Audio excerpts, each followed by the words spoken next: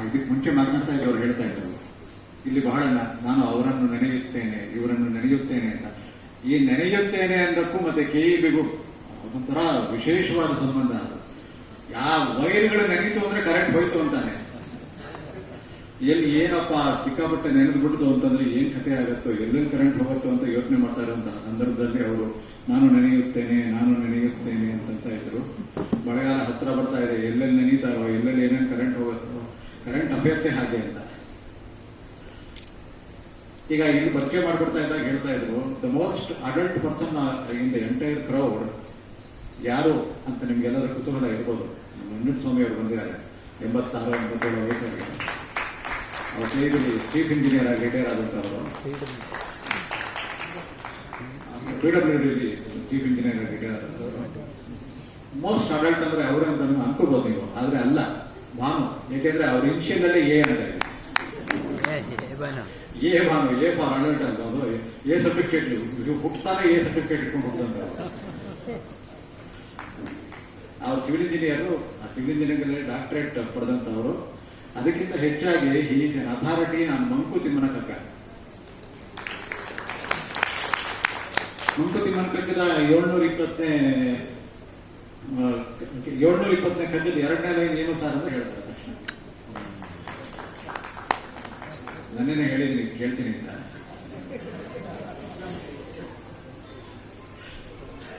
ಶ್ರೀಪತಿಗಂತೂ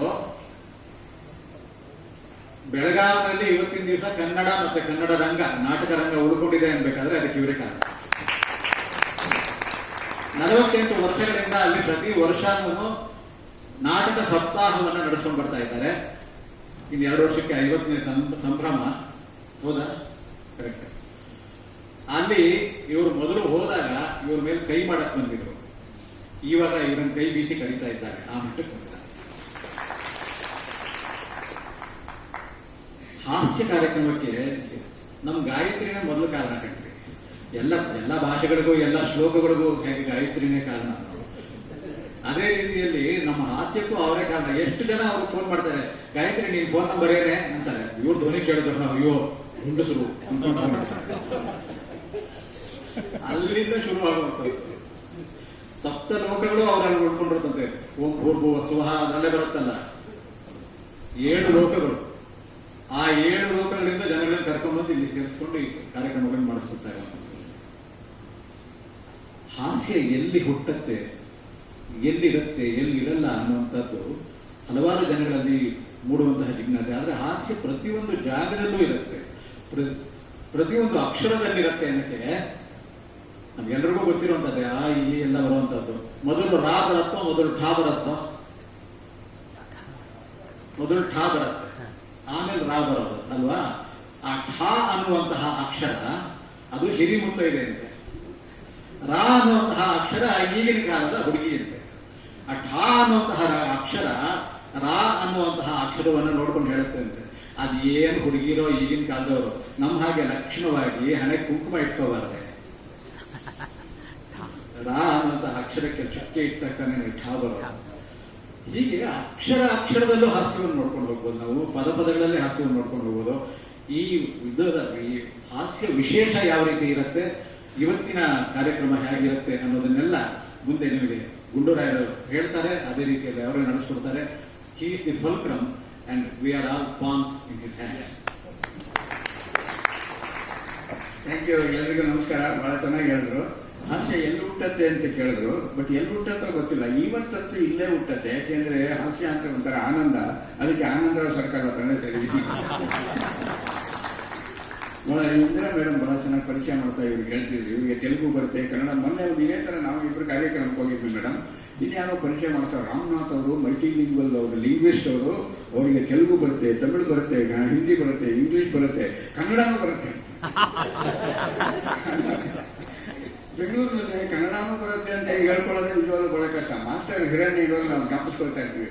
ಈ ಶಿವಾಜಿನಗರ ಆ ಕಡೆ ಎಲ್ಲ ಹೇಗಿರುತ್ತೆ ಕನ್ನಡ ಅಂತಂದ್ರೆ, ಒಬ್ರು ಆಟೋ ರಿಕ್ಷಾ ಡ್ರೈವರ್ ಒಬ್ಬ ಹೋಗ್ತಾ ಇದ್ದಾನೆ, ಆಟೋದಲ್ಲಿ ಹೋಗ್ತಿದ್ದಂತೆ. ಹಿಂದ್ಗಡೆಯಿಂದ ಇನ್ನೊಬ್ಬ ಆಟೋದಲ್ಲಿ ಹೋಗಿ ಅವನು ಟಚ್ ಆಗುತ್ತೆ. ಇಳಿದು ಆ ಆಟೋ ಡ್ರೈವರ್ ಈ ಆಟೋ ಡ್ರೈವರ್ಗೆ ದಬಾಯಿಸ್ತಾನೆ. ಅವನು ಬೈದಿದ್ದನ್ನು ನೋಡ್ಬಿಟ್ಟು ಇವನು ಅವನ ಮೇಲೆ ಕೈ ಮಾಡಿ ಹೇಳ್ದೆ, 4 ಸಲ ಕಂಟ್ರೋಲ್ ಮೇಲೆ ರಕ್ಕೋ ನಾಲಿಗೆ ಕನ್ನಡ, ಜರ ಅನ್ನೋದು ಉರ್ದು, ಕಂಟ್ರೋಲ್ ಅಂದ್ರೆ ಇಂಗ್ಲಿಷ್, ರೆಕೋ ಅಂದ್ರೆ ಹಿಂದಿ.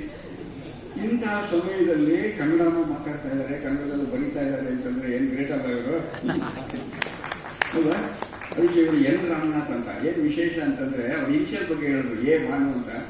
ಎ ಭಾನು ಅಂತ ಹೇಳಿದ್ರು, ಎ ಫಾರ್ ಅಡಲ್ಟ್ ಅಂದ್ರು. ಅವರೇ ಹಿಂಗೆ ಓಲ್ಡೆಸ್ಟ್ ಅಂತ ಹಿಂಗೆಲ್ಲ ಹೇಳಿದ್ರು.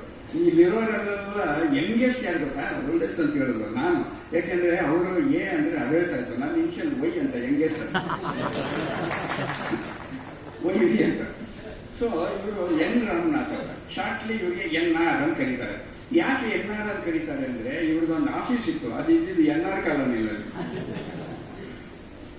ಸೊ ಇವರು ಗದ್ಯ ಪದ್ಯ ವೈವಿಧ್ಯ ಅಂತ ಇವತ್ತು ನಾವು ಡಿಸೈಡ್ ಮಾಡಿದ್ವಿ. ಹಂಗಂದ್ರೆ ಏನಪ್ಪಾ ಅಂದ್ರೆ ಗದ್ಯ ಅಂದ್ರೆ ಪ್ರೋಸ್, ಪದ್ಯ ಅಂದ್ರೆ ಹಾಡುಗಳು, ಅಂದ್ರೆ ಹಾಸ್ಯ ಹಾಡುಗಳು, ಅಣುಕು ಹಾಡುಗಳು, ಈ ತರ. ವೈವಿಧ್ಯ ಅಂದ್ರೆ ಇವರು ಸುಧಾ ಪತ್ರಿಕೆನಲ್ಲಿ ಬೀಚಿ ಪ್ರಶ್ನೆಗಳಿಗೆ ಉತ್ತರ ಕೊಡ್ತಿದ್ರಲ್ಲ, ಹಾಗೆ ಅದಾದ್ಮೇಲೆ ಇವರು ಉತ್ತರ ಕೊಡ್ತಾರೆ. ಅಂದ್ರೆ ಅರ್ಥ ಯಾರು ತಮಾಷೆ ಮಾಡ್ತಾ ಹೇಳ್ತಿದ್ರು, ಸರ್ ಬೀಚಿ ಎಷ್ಟು ಚೆನ್ನಾಗಿ ಉತ್ತರ, ಬೀಚಿ ಹೊರಟಾದ್ರು ನೆಕ್ಸ್ಟ್ ನೀವೇ ಅಂತ ಉತ್ತರ ಕೊಡ್ತಾ ಇದ್ರೆ, ಆ ಬೀಚಿ ಎಷ್ಟು 12-13 ವರ್ಷ ಉತ್ತರ ಕೊಟ್ಟಿದ್ರು. ಅದಾದ್ಮೇಲೆ ಕಂಟಿನ್ಯೂ ಮಾಡಿಕೊಂಡು ಇವರು ಸಾವಿರಾರು ವರ್ಷಗಳಿಂದ, ಸಾವಿರಾರು ವರ್ಷ ಅಲ್ಲ, ಒಂದು 15 ವರ್ಷಗಳಿಂದ ಉತ್ತರ ಕೊಡ್ತಾ ಇದ್ದಾರೆ. 18 ವರ್ಷಗಳಿಂದ ಹಾಗಾದ್ರೆ ಏ ಬಾನು ಅಂತ ಹೇಳಿದ್ರೆ ಈಗ 18 ಪ್ರಶ್ನೆಗಳು, 18 ಪ್ರಶ್ನೆಗಳಿಂದ ಉತ್ತರ ಕೊಡ್ತಾ ಇದ್ದಾರೆ. ಅದು ಆ ವೈವಿಧ್ಯದಲ್ಲಿ ಯಾವ ತರ ಕೆಲವು ಪ್ರಶ್ನೆಗಳಿತ್ತು, ಕೆಲವು ಉತ್ತರಗಳಿತ್ತು ಅದನ್ನ ನೋಡೋಣ. ಕಾರ್ಯಕ್ರಮ ಯಾಕೆ ಜನ ಸೇರ್ಕೊಂಡಿದ್ದೀವಿ ಅಂತಂದ್ರೆ, ಮೇಡಮ್ ಇದಾರಲ್ಲ ಇವರು ಸಂಗೀತ ಮತ್ತು ಮಾತು, ನಾಟಕ, ಇಂಜಿನಿಯರಿಂಗ್ ಅಂತ ನೀವು ಕೇಳಿದ್ರಿ. ಇವರು ಮಕ್ಕಳಿಗೆಲ್ಲ ಆನ್ಲೈನ್ ನಲ್ಲಿ ಶ್ಲೋಕ ಹೇಳ್ಕೊಡ್ತಾರಂತೆ. ಅದಕ್ಕೆ ಇವರು ಒಂದು ರಾಮನಾಥ್ ಒಂದು ಮಾತು ಹೇಳಿದ್ರು, ಅವರು ಶ್ಲೋಕ ಹೇಳ್ಕೊಡ್ತಾರೆ, ಆ ಶ್ಲೋಕಗಳನ್ನೇ ರಾಗವಾಗಿ ಹೇಳ್ಕೊಟ್ರೆ ಅದು ಶ್ಲೋಕ ಗೀತೆ. ಸೊ ಹೀಗೆ ಸಂಗೀತ ಇವತ್ತು ಒಂದು 2-3 ಹಾಡುಗಳಿದೆ. ಬಾನು ಅಂತೂ ಸಿವಿಲ್ ಇಂಜಿನಿಯರು, ಮತ್ತು Indian institute of horticulture research ಅಂತ ಹೆಸರುಘಟ್ಟದಲ್ಲಿ ಕೇಳಿದಿರಲ್ಲ, ಅಲ್ಲಿ ಬಹಳ ಒಳ್ಳೆ ಕೆಲಸಗಳು ಮಾಡ್ಕೊಂಡು ಬಂದು ಬಹಳ ಒಳ್ಳೆ ಕವಿ, ಬಹಳ ಫಸ್ಟ್ ಒಂದು ಕವನ ಸಂಕಲನ ಬೇರೆ ತಂದಿದ್ದಾರೆ.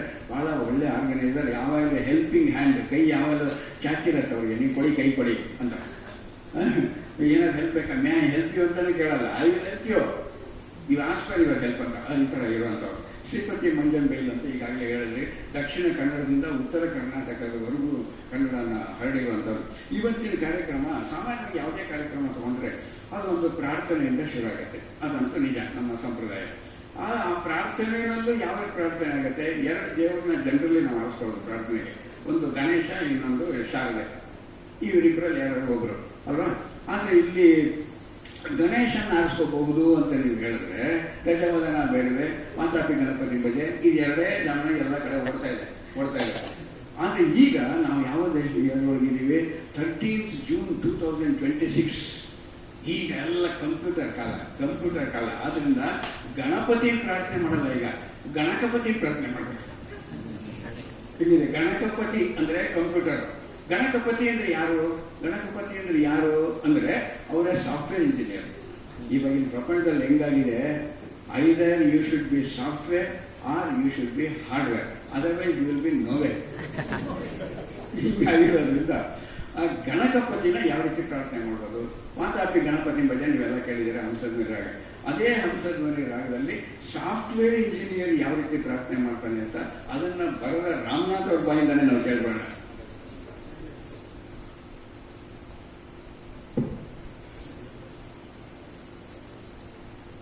ವಾತಾಪಿ ಗಣಪತಿಂ ಭಜೇಹಂ, ವಾತಾಪಿ ಗಣಪತಿಂ ಭಜೆ ವಾರಣ.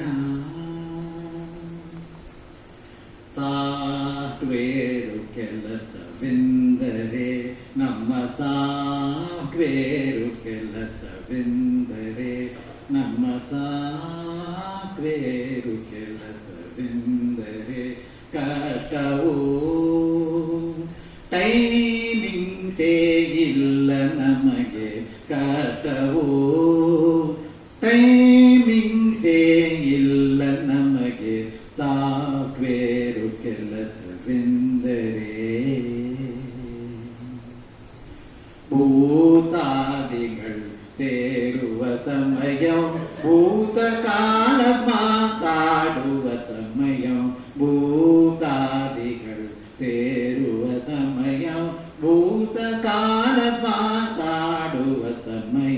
ಅಂಥಕಾಲದೆ ನಮ್ಮ ಕೆಲಸವು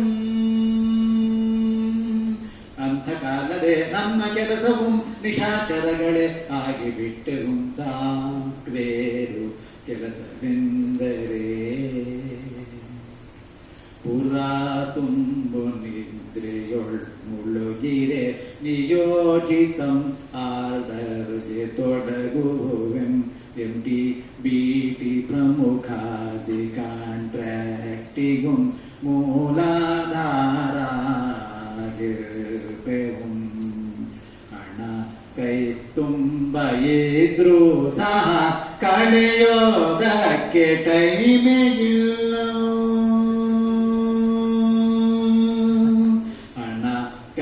ತುಂಬ ಇದ್ರೂ ಸಹ ಕಳೆಯೋದಕ್ಕೆ ಟೈಮೇ ಇಲ್ಲ ಕೌಟುಂಬಿಕ ಜೀವನಂ ದೊಡ್ಡ ಕನಸು ಕೌಟುಂಬಿಕ ಜೀವನಂ ದೊಡ್ಡ ಕನಸು ರಿಟೈರ್ ಆದ್ಮೇಲೆ ಮದುವೆ ಸೂಕ್ತಂ ಅಮೆರಿಕ ಎದ್ದ ಕಾಲಕ್ಕೆ ನಾವು ಅಮೆರಿಕ ಎದ್ದ ಕಾಲಕ್ಕೆ ನಾವು ಎದ್ದಿರಬೇಕು ವಿಧಿಯೇ ಇಲ್ಲ ಅಮೆರಿಕ ಎದ್ದ ಕಾಲಕ್ಕೆ ನಾವು ಎದ್ದಿರಬೇಕು ವಿಧಿಯೇ ಇಲ್ಲ ಹೀಗಿದ್ದು ಜಾಬ್ ಗ್ಯಾರಂಟಿಯೂ ಇಲ್ಲ ಹೀಗಿದ್ದು ಜಾಬ್ ಗ್ಯಾರಂಟಿಯೂ ಇಲ್ಲ ಪಿಂಕ್ ಸ್ಲಿಪ್ ಭೀತಿಯ ನಮಗೆ ಕಾಯಂ ಸಾಕ್ವೇರು ಕೆಲಸವೆಂದರೆ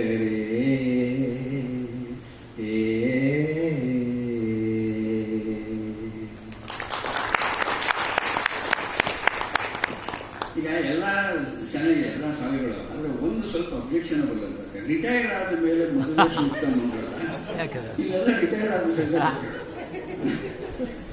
ಅಲ್ವಾ ಬಹಳ ಕಷ್ಟ ರಿಟೈರ್ ಆದ್ಮೇಲೆ ಮದುವೆ ಸೂಕ್ತ ಬೇಡ ಅಂತ ನಾನಲ್ಲ ಅಲ್ವಾ ಬಹಳ ಕಷ್ಟ ಆಕ್ಚುಲಿ ಸೀನಿಯರ್ ಸಿಟಿಸನ್ಸ್ ಅಂದ್ರೆ ಅರ್ಥನೇ ಇಲ್ವಂತ ಅದಕ್ಕೆ ನಾನು ರೀಸೆಂಟ್ ಆಗಿ ಒಂದು ಆಫೀಸ್ಗೆ ಹೋಗಿದ್ದೆ ಓಲ್ಡ್ ಏಜ್ ಅನ್ನೋದ್ರ ಬಗ್ಗೆ ಏನು ಅಂತ old age is nothing but mind over matter if you don't mind it doesn't matter ನಾವು ಅನ್ಕೊಂಡು ನಾವು ಹೆಂಗ ನಾವು ವಯಸ್ಸಾಗಿದೆ ಅಂತ ಅಲ್ಲಿ ಆಗಿದೆ ಆಗಿಲ್ಲ ಅಂದ್ರೆ ಆಗಿಲ್ಲ ಅಷ್ಟೇ ಅಲ್ವಾ ಹಾಗೆ ನೋಡಕ್ ಹೋದ್ರೆ ಈ ವಯಸ್ಸು ಅಂತಂದು ಏನು ನೀವು ಬಹಳ ಚೆನ್ನಾಗಿ ಹೇಳಿದ್ರು ರಿಟೈರ್ ಆಗ್ತಾ ಇದ್ದೀನಿ ಇನ್ನು 2 ವರ್ಷದಲ್ಲಿ ನೀವು ಸುಮ್ಮನೆ ಕೂತ್ಕೊಳ್ಳಿ ಏನಾದ್ರು ಒಂದು ಕೆಲಸ ಮಾಡ್ತಾ ಇದೆ ಅಂತ ಹೇಳಿದ್ರಲ್ಲ ರಿಟೈರ್ ಆಗಿರೋರು ಯಾರು ಸುಮ್ಮನೆ ಕೂತ್ಕೊಳ್ಳೋದಲ್ಲ 60 to 70 ಯಂಗ್ ಓಲ್ಡ್ ಅಂತೆ ನಿಮ್ಗೊಂದು ಓಲ್ಡ್ ಏಜ್ ಬಗ್ಗೆ ಒಂದು ಸಣ್ಣ ಕಥೆ ಹೇಳ್ಬಿಟ್ಟು ನಿಮಗೆ ಹೇಳ್ಕೊಡ್ತೀನಿ ನಮ್ಮ ಸ್ನೇಹಿತರು ನಮ್ಮ ಏರಿಯಾದಲ್ಲಿ ಪಾರ್ಕ್ ವಾಕಿಂಗ್ ಹೋಗ್ತಾರೆ ನಮ್ಮ ಸೀನಿಯರ್ ಆಫೀಸರ್ ಅವರು ಬರ್ಮುಡ ಪ್ಯಾಂಟ್ ಹಾಕೊಂಡು ಟೀ ಶರ್ಟ್ ಹಾಕೊಂಡು ಫಸ್ಟ್ ಕ್ಲಾಸ್ ಕೈಗಳು ಹಾಕೊಂಡು ಗ್ಲಾಗಲ್ಸ್ ಹಾಕೊಂಡು ಕೂದಲ ಮೇಲೆ ಕೂಲಿಂಗ್ ಗ್ಲಾಸ್ ಹಾಕೊಂಡು ಟಕ್ ಟಕ್ ಟಕ್ ಅಂತ ವಾಕಿಂಗ್ ಹೋಗ್ತಾ ಇದ್ದೆ ಮೊನ್ನೆ ರೀಸೆಂಟ್ ಆಗಿ ನಾನು ವಾಕಿಂಗ್ ಹೋಗ್ತಾ ಇದ್ದಾಗ ಸ್ವೀಟ್ ಕೊಟ್ಟರು ಏನ್ ಸರ್ ಸಮಾಚಾರ ಅಂದ್ರೆ today is my birthday yes sir how old are you who said I old I not at all old ಅನ್ಬೋದು ಅಲ್ಲ ವಯಸ್ಸು ಎಷ್ಟು ಅಂತ ಕೇಳಿದೆ ಅಂದ್ರು ವಯಸ್ಸು ಎಷ್ಟು ಅಂದ್ರೆ 79 79 years running but I am walking ಅಂದ್ರು 79 years running but I am walking ಅಂದ್ರು ಸ್ವೀಟ್ ಕೊಟ್ಟು ತಿಂದೆ 79 ಇಯರ್ಸ್ ಅವ್ರು ನೋಡಿದ್ರೆ ಇವತ್ತು ಕರ್ಕೊಂಡ್ಬಂದಿದ್ರೆ ನೀವು ಹೇಳ್ಬೋದಾಗಿತ್ತು ಮ್ಯಾಕ್ಸಿಮಮ್ 45-50 ಇಯರ್ಸ್ ಹೇಳ್ಬೋದು ಹಂಗಿದ್ದಾರೆ 79. ನನಗೆ ಕುತೂಹಲದಿಂದ ಕೇಳಿದೆ ಏನು ಸರ್ ಇಷ್ಟು ಹೆಂಗ ಕಾಣಿಸ್ತಾ ಇದ್ದೀರಾ ನೀವು what is the secret of your looking Young ಸ್ವಲ್ಪ ಹೇಳಿ ನಾನು ಪ್ರೋಗ್ರಾಮಲ್ಲಿ ಹೇಳ್ತೀನಿ ಅಂತ ಸೀಕ್ರೆಟ್ ಆಫ್ ಲುಕಿಂಗ್ ಯಂಗ್ ಏನು ಗೊತ್ತಾ ನಮ್ಮದು 3G ಈಸ್ ಮೈ ಸೀಕ್ರೆಟ್ ನಾನು 4G 5G ಕಾಲದಲ್ಲಿ ಇಂದ 3G ನಲ್ಲೇ ಇದ್ದಾರಲ್ಲ ಇವರು ಅಂದ್ರೆ ಏನು 3G ಅಂದ್ರೆ ಮೊದಲನೇ ಜಿ ಯಾವುದು ಅಂದ್ರೆ secret of looking young god's grace ಆ ದೇವರು ನಮ್ಮನ್ನು ಚೆನ್ನಾಗಿ ನೋಡ್ಕೋತಾನೆ ಅದರಿಂದ ಆರೋಗ್ಯವಾಗಿದ್ದೀನಿ god's grace okay thank you very much sir ಎರಡನೇ ಜಿ ಯಾವುದು ಅಂದ್ರೆ ಗಾಡೆಸ್ ಗ್ರೇಸ್ ಅಂತ ನನ್ನ ಹೆಂಡತಿ ನನ್ನ ಚೆನ್ನಾಗಿ ನೋಡ್ಕೋತಾ ಇರಲ್ಲ ಎರಡು ಬಹಳ ಇಂಪಾರ್ಟೆಂಟ್ ಅಲ್ಲ ಹಂಗೆ ಅಂದ್ಬಿಟ್ಟು ಗಾಡ್ಸ್ ಗ್ರೇಸ್ ಗಾಡೆಸ್ ಗ್ರೇಸ್ ಅಂದ್ಬಿಟ್ಟು ಓದ್ತಾ ಇದಾರೆ ಸರ್ ಬನ್ನಿ 1 ನಿಮಿಷ ಅಂತ ಇನ್ನೇನ್ರಿ ಅಂದ್ರು ಮೂರನೇ ಜಿ ಯಾವುದು ನೀವು ಸೀಕ್ರೆಟ್ ಆಫ್ ಲುಕಿಂಗ್ ಅಂದ್ರೆ ಗೋದ್ರೇಜ್ ಅಂದ್ಬಿಡಕ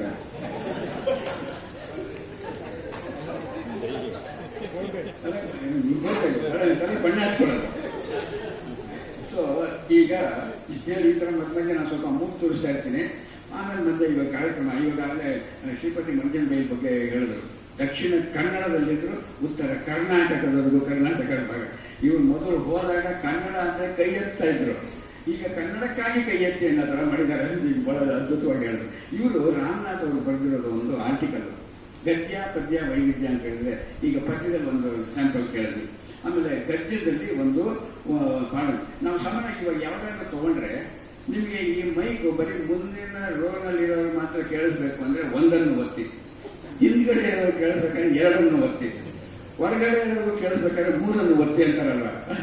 ಹಂಗೆ ಯಾವುದೋ ಒತ್ತಿದ್ರೆ ಒಂದನ್ನು ಒತ್ತಿ ಎರಡನ್ನು ಒತ್ತಿದ್ರೆ ಏನ್ ಪ್ರಯೋಜನ ಅಥವಾ ಏನಾದ್ರು ಅಪಾಯಗಳಿದೆಯಾ ಅನ್ನೋದನ್ನ ಈಗ ಅವರ ಒಂದು ಆರ್ಟಿಕಲ್ ನಲ್ಲಿ ಅವರು ಓದಿ ತೋರಿಸ್ತಾರಲ್ವ.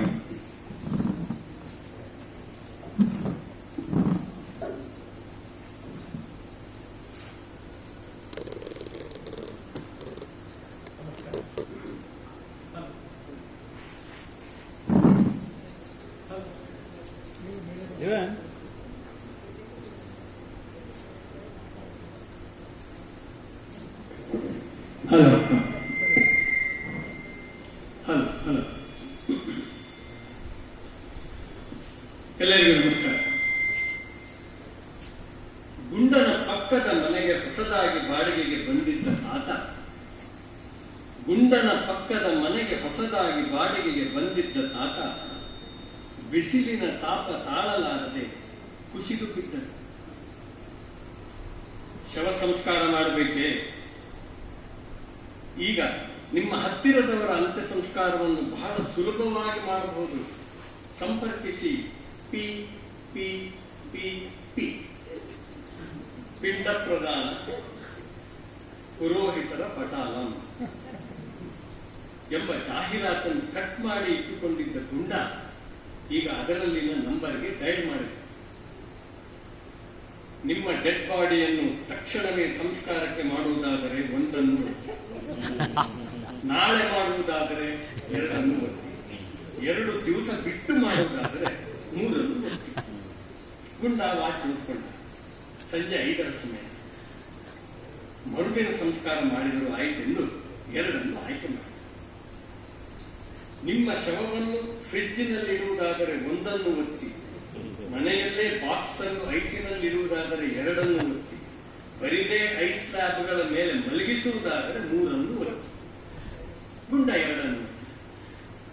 ಬಳಸಿದ ಮಂಜುಗಡ್ಡೆಯನ್ನು ಬೀದಿಯಲ್ಲಿ ಕಬ್ಬಿನ ಹಾಲು ಮಾರುವವರಿಗೆ ಮಾರುವುದಾದರೆ 1ಅನ್ನು ಒತ್ತಿ, ಹತ್ತಿರದ ಐಸ್ ಕ್ರೀಮ್ ಪಾರ್ಲರ್ಗೆ ಮಾರುವುದಾದರೆ 2ಅನ್ನು ಒತ್ತಿ, ಬಿಸಾಡುವುದಾದರೆ 3ಅನ್ನು ಒತ್ತಿ. ಗುಂಡ 3ಅನ್ನು ಒತ್ತಿ. ನಿಮ್ಮ ಹೆಣದ ಲಿಂಗ ಯಾವುದೆಂದು ತಿಳಿಸಿ. ಗಂಡಾಗಿದ್ದರೆ 1ಅನ್ನು ಒತ್ತಿ, ಹೆಣ್ಣಾಗಿದ್ದರೆ 2ಅನ್ನು ಒತ್ತಿ, ಮಂಗಳಮುಖಿಯಾಗಿದ್ದರೆ 3ಅನ್ನು ಒತ್ತಿ ಅಂದಿತು ಅಕ್ಕಲ್ಲಿನ ದನಿ. ಗುಂಡ 1ಅನ್ನು ಒತ್ತಿದ. ನಿಮ್ಮ ಹೆಣವನ್ನು ಹೂಳಬೇಕಾದರೆ 1ಅನ್ನು ಒತ್ತಿ, ಸುಡಬೇಕಾದರೆ 2ಅನ್ನು ಒತ್ತಿ, ಎಲ್ಲೋ ಒಂದು ಕಡೆ ಬಿಸಾಡಿ ಹೋಗಬೇಕಾದರೆ 3ಅನ್ನು ಒತ್ತಿ. ಗುಂಡ 1ಅನ್ನು ಒತ್ತಿದ. ನಿಮ್ಮ ಹೆಣವನ್ನು ಕುರ್ಚಿಯಲ್ಲಿ ಕೂಡಿಸಿ ಹೂಳಬೇಕಾದರೆ 1ಅನ್ನು ಒತ್ತಿ, ಪೆಟ್ಟಿಗೆಯಲ್ಲಿ ಹೂಳಲು 2ಅನ್ನು ಒತ್ತಿ, ಹಾಗೆಯೇ ಮಣ್ಣು ಮಾಡಬೇಕಾದರೆ 3ಅನ್ನು ಒತ್ತಿ. ಗುಂಡ 2ಅನ್ನು ಒತ್ತಿ. ಪೆಟ್ಟಿಗೆಯಲ್ಲಿ ಒಳ್ಳೆದವಾ? ಶವಪೆಟ್ಟಿಗೆ ರೋಸ್ ಬಿಟ್ಟಿದ್ದು ಬೇಕಾದರೆ 1ಅನ್ನು ಒತ್ತಿ, ತೇಗದ್ದಾದರೆ 2ಅನ್ನು ಒತ್ತಿ, ಜಾಯಿಕಾಯಿದ್ದಾದರೆ 3ಅನ್ನು ಒತ್ತಿ. ಗುಂಡ 1ಅನ್ನು ಒತ್ತಿದ. ಪೆಟ್ಟಿಗೆಯ ಬೆಲೆ 66,000, ಫ್ರೀ ಡೋರ್ ಡೆಲಿವರಿ. ನೀವು ಕಾರ್ಡ್ನಲ್ಲಿ ಪೇ ಮಾಡುವುದಾದರೆ 1ಅನ್ನು ಒತ್ತಿ, ಅಕೌಂಟ್ ಟ್ರಾನ್ಸ್ಫರ್ ಮಾಡುವುದಾದರೆ 2ಅನ್ನು ಒತ್ತಿ, ನಗದು ನೀಡುವುದಾದರೆ 3ಅನ್ನು ಒತ್ತಿ. 2 ಹೆಜ್ಜೆ ಹಿಂದಕ್ಕೆ ಹೋಗಿ ಆಕೆ ಬದಲಾಯಿಸುವುದಾದರೆ 4ಅನ್ನು ಒತ್ತಿ. ಗುಂಡ 4ಅನ್ನು ಒತ್ತಿದ. ನಿಮ್ಮ ಹೆಣವನ್ನು ಹೂಳಬೇಕಾದರೆ ಮಟ್ಟಕ್ಕೆ ಹೋಗಿ ನಿಂತಿದ್ದು ಅಶರೀರ ಮಾಡಿ. ಈ ಬಾರಿ ಗುಂಡ 2ಅನ್ನು ಒತ್ತಿ ಸುಡುವುದನ್ನು ಆಯ್ಕೆ ಮಾಡಿದೆ.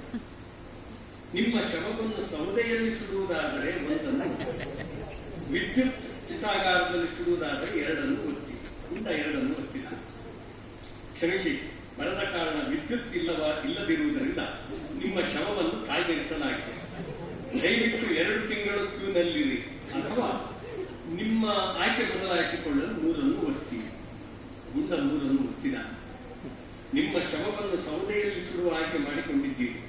ಕಾಡು ಸೌದೆಯಲ್ಲಿ ಸುಡುವುದಾದರೆ 1ಅನ್ನು ಒತ್ತಿ, ಕಟ್ಟಡಗಳ ಮುರಿದ ಕಿಟಕಿ ಬಾಗಿಲುಗಳ ಮರಗಳನ್ನು ಬಳಸಿ ಸುಡುವುದಾದರೆ 2ಅನ್ನು ಒತ್ತಿ, ಶ್ರೀಗಂಧವನ್ನು ಬಳಸಿ ಸುಡುವುದಾದರೆ 3ಅನ್ನು ಒತ್ತಿ.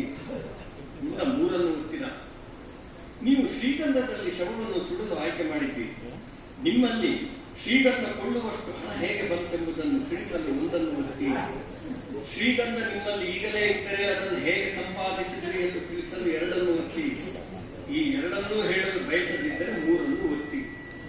ಗುಂಡನಿಗೆ ಕಾವ್ಯ ಗುಂಡ ಮೂರನ್ನು ಒತ್ತಿದ. ನೀವು ಮಾಡಿರುವ ಆಯ್ಕೆಯನ್ನು ಹತ್ತಿರದ ಪೊಲೀಸ್ ಠಾಣೆಗೆ ರವಾನಿಸಲಾಗಿದೆ. ಶ್ರೀಗಂಧದ ಆಕ್ರಮ ದಾಸ್ತಾನು ಹೊಂದಿರುವುದರ ಆಪಾದನೆ ಮೇಲೆ ನಿಮ್ಮನ್ನು ಬಂಧಿಸಲಾಗುತ್ತದೆ.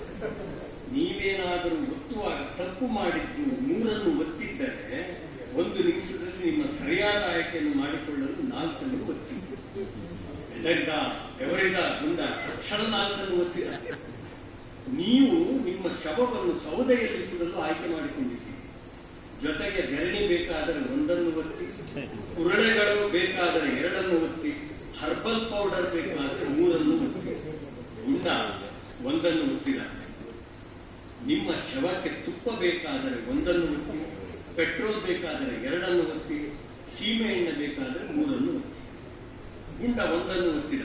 ಒಳ್ಳೆಯದು, ತುಪ್ಪದಲ್ಲಿ ಹೋಗ್ಲಿ ಜೀವ, ಹೋದ ಜೀವ. ಗುಂಡ 1 ಒತ್ತಿದ. ನಿಮ್ಮ ಶವಕ್ಕೆ ಪ್ರಾಣಿಗಳ ತುಪ್ಪ ಬೇಕಾದರೆ 1 ಒತ್ತಿ, ವನಸ್ಪತಿ ಬೇಕಾದರೆ 2 ಒತ್ತಿ, ಪ್ಯಾರಾಫಿನ್ ಬೇಕಾದರೆ 3 ಒತ್ತಿ. ಗುಂಡ 1 ಒತ್ತಿದ. ಹಸುವಿನ ತುಪ್ಪ ಬೇಕಾದರೆ 1 ಒತ್ತಿ, ಎಮ್ಮೆಯ ತುಪ್ಪ ಬೇಕಾದರೆ 2 ಒತ್ತಿ. ಗುಂಡ 1 ಒತ್ತಿದ. ಅಪ್ಪಟ ಮರಳಿನ ತುಪ್ಪ ಬೇಕಾದರೆ 1 ಒತ್ತಿ, ಘಮಘಮ ತುಪ್ಪ ಬೇಕಾದರೆ 2 ಒತ್ತಿ, ಕಲಬೆರಕೆ ತುಪ್ಪ ಬೇಕಾದರೆ 3 ಒತ್ತಿ. ಶವವೇನು ತುಪ್ಪ ಹಾಕಿಕೊಂಡು ಊಟ ಮಾಡಬೇಕು. ಮರಳದ್ದೇನು ಬೇಡ, ಶವಕ್ಕೆ ವಾಸನೆ ತಿಳಿತದ, ಘಮಘಮವೂ ಬೇಡ, ಕಲಬೆರಕೆಯದೇ ಇರಲಿ ಎಂದು ಯೋಚಿಸಿದ ಗುಂಡ 3 ಒತ್ತಿದ.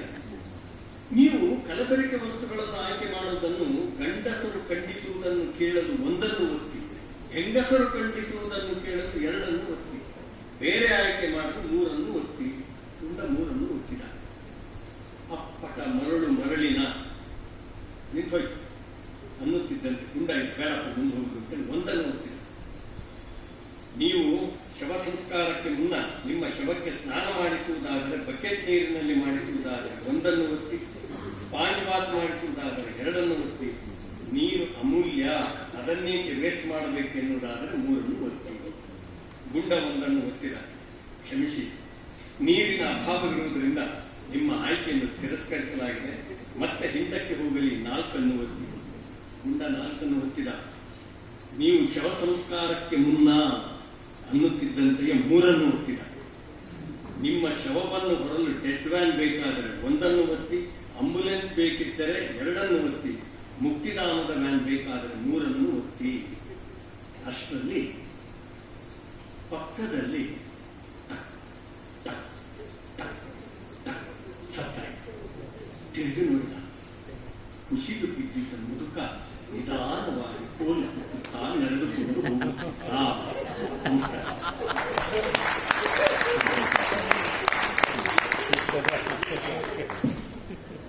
ಆ ಮೈಕ್ ಆಫ್ ಮಾಡಬೇಕಾದ್ರೆ 1 ಒತ್ತಿ, ಆಫ್ ಮಾಡಬೇಕಾದ್ರೆ 2 ಒತ್ತಿದ್ರೆ ಬಹಳ ಅದ್ಭುತವಾಗಿದೆ. ನೋಡಿದ್ರೆ ಎಷ್ಟು ಚೆನ್ನಾಗಿದೆ. ನಾವು ಈ ಕನ್ಫ್ಯೂಷನ್ ಎಷ್ಟು ಕ್ರಿಯೇಟ್ ಮಾಡುತ್ತೆ ಅಂದರೆ ಯಾವುದು ಓದ್ಬೇಕೋ ಯಾವುದು ಎಷ್ಟು ಬಿಸಾಡ್ಕೊಳ್ಳೋಣ ಅದನ್ನ ಪೇಪರಲ್ಲಿ ತೊಗೊಂಡ್ಬಂದು ಟ್ಯೂಷನ್ಸ್ ಟೆಸ್ಟ್ ಮಾಡ್ತಾರೆ. ಸೊ ಈಗ ನಾನು ಹೇಳ್ತಿದ್ದೆ, ಸುಧಾದಲ್ಲಿ ಪ್ರಶ್ನೆಗೆ ಉತ್ತರ ಕೊಡ್ತಾರೆ ಇರೋದು. ಕೆಲವು ಗಹನವಾದ ಪ್ರಶ್ನೆಗಳು, ಬೀಚಿ ಕೂಡ ಅದೇ ಥರ ಕೊಡ್ತಾ ಇದ್ರು. ಪ್ರಶ್ನೆಗಳು ಗಹನವಾಗಿರುತ್ತೆ, ಉತ್ತರ ಅದೇ ಈ ಥರ ಉತ್ತರ ಇದೆಯಾ ಅಂತ ನಮ್ಗೆ ಆಶ್ಚರ್ಯ ಆಗ್ಬಿಡ್ಬೇಕು ನನಗೆ. ನೋಡಿ, ಉದಾಹರಣೆಗೆ ಕುಂತ್ರೆ ನಿಂತರೆ ಅವನದೇ ಧ್ಯಾನ ಅಂತ ಒಂದು ಜನಪದ ಹಾಡಿದಾಗ, ಕುಂತ್ರೆ ನಿಂತರೆ ಅವನೇ ಧ್ಯಾನ, ಜೀವಕ್ಕಿಲ್ಲ ಸಮಾಧಾನ, ಅವನೇ ನಮ್ಮ ಗೆಣೆಕಾರ, ಅವನೇ ನಮ್ಮ ಗೆಣೆಕಾರ ಅಂತ ನಾವು ಹೇಳಿದ್ವಿ. ಇಲ್ಲಿ ಒಬ್ಬ ಪ್ರಶ್ನೆ ಕೇಳಿದಾನೆ, ನೀವು ಹುಡುಗಿ ಪ್ರಶ್ನೆ ಕೇಳಿದಾರೆ ಇವರಿಗೆ, ಕುಂತ್ರೆ ನಿಂತರೆ ಅವನದೇ ಧ್ಯಾನ, ಏನ್ ಮಾಡೋದು ಅಂತ ಏನ್ ಹೇಳಿದಾಗ, ಕುಂತ್ರೆ ನಿಂತರೆ ಅವನದೇ ಧ್ಯಾನ ಅಂದ್ರೆ ಮಲ್ಕೊಂಬಿಡಿ ಧ್ಯಾನ ಅವ್ರ ಧ್ಯಾನ ಇರೋದಿಲ್ವಲ್ಲ. ಇನ್ನೊಂದು ಕ್ವಶನ್ ನಿಮ್ಗೆ ಕೇಳಬೇಕು, ಇವಾಗ ಬಹಳ ಜನ ಕೇಳಿದವರೆಲ್ಲ ಸಿಕ್ಕಾಗ. ಹೆಣ್ಣು ಮಣ್ಣು ಅನ್ನೋದು ಒಂದು ಕಾಂಬಿನೇಷನ್, ಒಂದು ಪ್ಯಾಕೇಜ್ ಇದ್ದಂಗೆ. ಜನರಲಿ ಅಬ್ಸರ್ವ್ ಮಾಡೋದೆಲ್ಲರೂ ಹೆಣ್ಣು ಮಣ್ಣು ಅಂತ. ಆದರೆ ಇವರಿಗೆ ಒಬ್ಬರಿಗೆ ಪ್ರಶ್ನೆ ಕೇಳಿದ್ರೆ ಇವರಿಗೆ ಡೌಟ್ ಬಂದಿದೆ. ಏನಂದ್ರೆ, ಹೆಣ್ಣು ಹೊನ್ನು ಮಣ್ಣಲ್ಲಿ, ಮಣ್ಣು ಮತ್ತು ಹೊನ್ನು 2 ನಿರ್ಜೀವ ವಸ್ತುಗಳು ಅಲ್ಲ, ಅದಕ್ಕೆ ಜೀವ ಇಲ್ಲ. ಮಣ್ಣಿಗೆ ಮತ್ತು ಮಣ್ಣಿಗೆ, ಹೆಣ್ಣಿಗೆ ಮಾತ್ರ ಜೀವ ಇರುತ್ತೆ. ಈ ನಿರ್ಜೀವ ವಸ್ತುಗಳಿಗೆ ಒಂದು ಹೆಣ್ಣನ್ನ ಕಂಪೇರ್ ಮಾಡೋದು ಹೆಣ್ಣಿಗೆ ಒಂದು ರೀತಿ ಅವಮಾನ ಮಾಡ್ದಂಗಲ್ಲ. ಏನ್ ಮೇಡಮ್, ಏನಂತೀರ ಮೇಡಮ್? ಏನು ಇಂದಿರಾ ಮೇಡಮ್? ಕೆಲವರು ಭಾವಿಸ್ತಾರೆ ಹೆಣ್ಣಿಗಿನ್ನ ಮಣ್ಣು ಮಣ್ಣೇನೆ ಅದು ಭಾವಿಸ್ತಾರೆ, ಕಂಪೇರ್ ಮಾಡೋದು ತಪ್ಪಲ್ಲ, ಆ ಭಾವನೆ ಬೇರೆ. ಆದ್ರೆ ಆ ಥರ ಆಕ್ಚುಲಿ ನಿರ್ಜೀವ ವಸ್ತುಗಳಿಗೆ ಒಂದು ಹೆಣ್ಣನ್ನು ಕಂಪೇರ್ ಮಾಡೋದು. ಈಗ ರಾಮನಾಥ್ ಅನ್ನೋರು ಒಂಥರ ಬಾಕಿದ್ದಂಗೆ ಅಂತ ಹೇಳ್ತಾರೆ. ನಿರ್ಜೀವ ವಸ್ತುಗಳಿಗೆ ಆ ಥರ ಕಂಪೇರ್ ಮಾಡೋದು ತಪ್ಪು ಅಂತ ಒಬ್ಬನಿಗೆ ಅನಿಸಿದೆ. ನೀವು ಹೇಳಿದಂಗೆ ಕೆಲವರಿಗೆ ಬಾಧಿಸಿದಂಗೆ ಒಬ್ಬ ಪ್ರಶ್ನೆ ಕೇಳಿದ್ರೆ ಒಬ್ಬನಿಗೆ ಬಾಧಿಸಿದೆ. ಅವನು ಇವರು ಪ್ರಶ್ನೆ ಕೇಳಿದ್ದಾರೆ, ನಿರ್ಜೀವ ವಸ್ತುಗಳನ್ನ ಅದು ಯಾವುದೋ ಹೊನ್ನು ಮತ್ತು ಮಣ್ಣನ್ನ. ಮಣ್ಣು ಫಸ್ಟ್ ಇದನ್ನು ತಗೊಂಡಿದೆ, ಮಣ್ಣು ಅನ್ನ ಕೊಡಕ್ಕೆ ನಮಗೆ ಕರೆಕ್ಟಾ. ಹೊನ್ನು ನಮಗೆ ಕಷ್ಟ ಕಾಲದಲ್ಲಿ ನಮ್ಮನ್ನು ಮಾನ ಕಾಪಾಡ. ಹೆಣ್ಣು ಕೂಡ ಈ ಎರಡು ಕೆಲಸ ಮಾಡ್ತಾರೆ. ಅನ್ನ ಕೊಡೋ ತಾಯಿ ಅನ್ನ ಕೊಡ್ತಾರೆ. ಕಷ್ಟ ಕಾಲದಲ್ಲಿ ಹೆಣ್ಣು ಯಾಕೆ ಇಷ್ಟೆಲ್ಲ ಇಷ್ಟೊಂದೆಲ್ಲ ಒಡವೆಗೆ ಆಸೆ ಕೊಡ್ತವೆ ಅಂತ ಹೇಳ್ತಾರಲ್ಲ. 1.5 ಲಕ್ಷ ಆಗಿದ್ರು 10 ಗ್ರಾಮ್ ಯಾಕೆ ಕೆಲಸ ಮಾಡ್ತಾರೆ. ಇವರಿಗೆ ಇನ್ನೊಂದು ಪ್ರಶ್ನೆ ಕೇಳಿದೆ ಇವರಿಗೆ. ಸಾಮಾನ್ಯವಾಗಿ ಹೆಣ್ಣಿಗೆ ಒಡವೆ ಆಸೆ, ಚಿನ್ನದ ಮೇಲೆ ಆಸೆ ಜಾಸ್ತಿ ಅಂತ ಹೇಳ್ತಾರೆ. ಗಂಡಸರು ಹಾಕೋಬೋದು, 5 ಬೆರಳುಗಳು ಹಾಕೊಂಡಿರೋದು, ಚೈನ್ಗಳು ಹಾಕೊಂಡಿರೋದು ಇದ್ರೂ ಹೆಣ್ಣು ಅಂತಂದ್ರೆ ಅದು ಚಿನ್ನದ ಮೇಲೆ ಆಸೆ. ಅದರೊಳಗೂ ಚಿನ್ನದ ಮೇಲೆ ಆಸೆ ಇಲ್ಲದೇ ಇರುವಂತ ಒಬ್ಬ ಹೆಣ್ಣು ಇಟ್ಲು. ಯಾರು ಕನ್ನಡ? ಸೀತೆ, ಮಹಾಮಾತೆ ಸೀತೆ ಪಟ್ಟಾಭಿಷೇಕ ರೆಡಿ ಆಗ್ತಾ ಇದೆ. ಇದ್ದಕ್ಕಿದ್ದಂಗೆ ಪ್ರೋಗ್ರಾಮ್ ಚೇಂಜ್ ಆಗಿ 14 ವರ್ಷ ಕಾಡಿಗೆ ಹೋಗ್ಬೇಕು ಅಂದಾಗ ಪಟ್ಟಾಭಿಷೇಕ ರೆಡಿ ಆದಾಗ ಬೈತಲೆ ಬೊಟ್ಟು, ಜುಮ್ಕಿ, ಮೋನು, ಬೇಸರಿ ಇದೆಲ್ಲ ಹಾಕೊಂಡು ರೆಡಿ ಆಗ್ತಾ ಇದ್ರು. ಅಷ್ಟೊಂದು 14 ವರ್ಷ ಕಾಡಿಗೆ ಹೋಗ್ಬೇಕು ಅಂದಾಗ ಇಮ್ಮಿಡಿಯೇಟ್ ಆಗಿ ಆ ಬಡವೆಗಳನ್ನೆಲ್ಲ ತೆಗೆದು ಲಾಕರಲ್ಲಿ ಇಟ್ಬಿಟ್ಟು ಅಯೋಧ್ಯ ಕೋಆಪರೇಟಿವ್ ಬ್ಯಾಂಕಲ್ಲಿ. ಸೊ ಎಲ್ಲ ಚಿನ್ನದ ಒಡವೆನೇ ಬೇಡ. ಈ ಶ್ರೀರಾಮಚಂದ್ರ ನನ್ನ ಪತಿ, ಅವನೇ ನನಗೆ ಚಿನ್ನ, ಅವನೇ ನನಗೆ ಬಂಗಾರ, ಅವನೇ ನನಗೆ ವಜ್ರ ಅಂತ ಹೋಗಿ ಚಿನ್ನದ ಮೇಲೆ ಆಸೆನೇ ಇಲ್ಲದೆ ಎಲ್ಲ ಚಿನ್ನ ಬೇಡ ಅಂತ ಹೋಗಿ ಗಂಡನ ಹಿಂದೆ ಹೋದವಳು ಸೀತೆ.